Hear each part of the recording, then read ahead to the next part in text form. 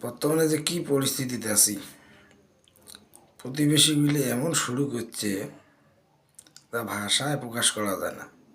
এলা বলে শুনবে যে 22 লাখ না 2 লাখ কোটি টাকা বলে জাল টাকা বাংলাদেশে ঢোকাইছে। কন এপার সেপির মনে করো যে এই সামনের বছর নির্বাচনের কথা শুনছে, এলা আনাজপাতি তরি তরকারির দামও বেশি।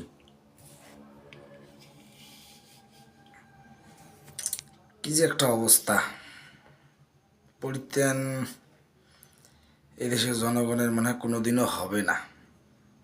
পরিত্রাণ গেছে 2000-এর আগে জিল্লে বছর ছিল, সিল্লে বছরে ভাল ছিল। এই 2000-এর পর থেকে শুরু হয়া আস্তে আস্তে এমন পর্যায়ে গেল, কি কই আর, সেটা তো শোক দেখা যায়, বোঝা যায়, জানা যায়। যাই হোক, আমরা অত কিছু না ভাবি। আমার কথা হল 4টি ডাইল ভাত খেয়ে শুতমো, আল্লাহ ভরসা। খালি জিনিসপাতিগুলির দামের না কম বেশি হলে, নাহলে টাহার তো বান ছিঁড়ি যায়। এদি টাহা ধরি ওদি ছিঁড়ে যায়। এই টাহা মনে করেন বানতে থাকে না। এখন কি কম আর, চলছে জীবন, সবার যেমন করি চলে, আলহামদুলিল্লাহ আমারও চলছে।